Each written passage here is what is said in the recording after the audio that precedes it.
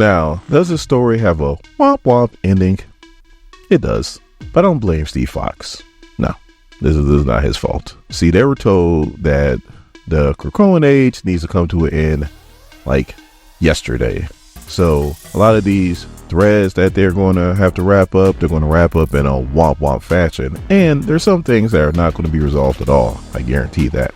But this does give a little bit more insight into what Professor Xavier is doing, all these uncharacteristic things that he's doing, that it might not all been his choice. But to his credit, he did say that this was the worst way to go, that he did not want to do this at all.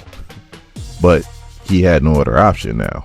And now I have no other option but to get this party started. My name is Dorian. This is SEM Comics. We are continuing our coverage of the Fall of House of X, and we are concluding our coverage of Dead X-Men with number 4. So our story starts off right where the last one left off. They're in Moira's 5th life. Yes, I'm going to say it like that because everybody gave me hell about how to pronounce her name. So that's the new standard going forward. And she pretty much pops up and is like, I heard you guys been looking for me. Oh, I ain't hard to find.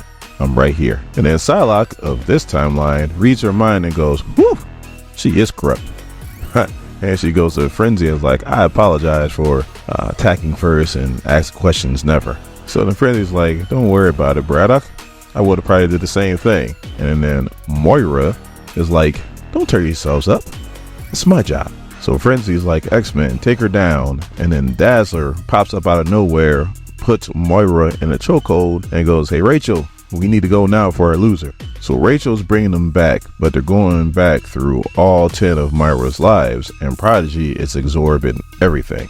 So then Moira is looking around and she's like, where am I? And Rachel's like, in my mind, in your mind, a little bit of both. She's like, you have some really good psychic defense, but nothing I really couldn't force open. She's like, I really don't care if I break you.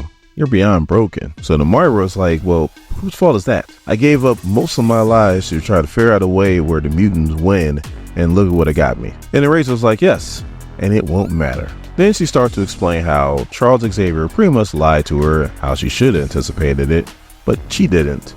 And how Charles is going back to where Moira is very vulnerable as a child and pretty much put an end to her and pretty much erase everything.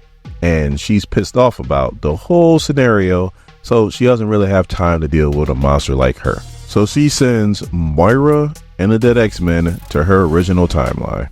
Abigail Brand of this timeline is still getting over the beating that Moira gave her, and then she looks up and goes, oh no, she's coming back for more. And then Moira, as she's still falling from the sky, goes, no, not again. I just broke free of this barren hell, you flaming hair. So if you guys remember from the first issue, this planet doesn't have an atmosphere, so they can't breathe on it. So they're reaching for their space helmets. Moira's like, well, if I'm stuck here, I might as well kill as many mutants as I can. She throws her axe, is headed for Prodigy, and then Dazzler gets in the way and gets stabbed all up in the back with that. So Dazzler looks dead. I mean, anybody will look dead when they take an axe back. Jubilee's like, I got dibs on ripping her head off, and then Cannonball's like, I'm with you, Jubes. So out of nowhere, Orbis Solaris shows up and he's like, the strangers have returned. I need to get my Mysterium back. Now, what Orbis Solaris is doing is he's pretty much collecting Mysterium, and he also has a shard of the Imcron Crystal. He's using that to try to ascend to Dominionhood, but we all know he's going to get stopped by Enigma. Now, in Marvel fandom, they said that he gets killed by Enigma as he ascends. I want to read that. We read all of the ascensions that failed. We read Sons of Sinister, that was our tried and true Sinister. And Rise of the Power of X #1, that was Dr. Stasis' attempt at Dominionhood, which that was his only cool moment he ever had that I've ever read. Mother Rice's failed attempt was in Immortal X-Men #18. I want Orbis Solaris' attempt. Like, you got to give in to me. Before you end all this, you got to give me Orbis Solaris' attempt. Spoiler alert, is not in this book. But if you remember back in Dead X-Men #1, a shard got lodged in Prodigy's chest, and Orbis Solaris like, I want that back, and he takes it back by taking him. He also takes back the shard that's in Moira's crazy ass battle axe. And then Moira gets the you-know-what knocked out of her by Frenzy. And just in case you guys don't know, Frenzy is very strong. Like, she's on par with, like, She-Hulk. So then Moira's like, first Eric and now poor little Moira. Charles always taught you guys to pick on the elderly. And then Cannonball's coming behind her is like, keep McNeil's name out your mouth, he's a hero. Can we talk about that? Okay. All mutants were welcome to Krakoa. All mutants. But all these guys are not heroes. Like, Magneto has done some horrible things. Mystique is a bad guy. Destiny is a bad guy. Apocalypse is a bad guy. Juggernaut's a bad guy. The Blob's a bad guy. Toad's a bad guy. Like, all these people were bad guys. Oh, I'm sorry. Sinister, Sebastian Shaw, Emma, and I'm sure I'm missing a few there. But ain't the heroes? Okay. But, like, flat out heroes? Not when you got a track record like these guys do. But as far as, like, being a hero, I want to call Magneto a hero. He's just not being a asshole anymore. But during that whole exchange, Moira took the opportunity and knocked the hell out of Cannonball. And then Jubilee took that opportunity and hit her with some jubilation. So now Moira's done playing around and she's about to use the black hole power in her axe to pretty much take care of the X-Men, or dead X-Men. When out of nowhere, the Starjammers show up. But we all know that's not the, Starjammers that we know.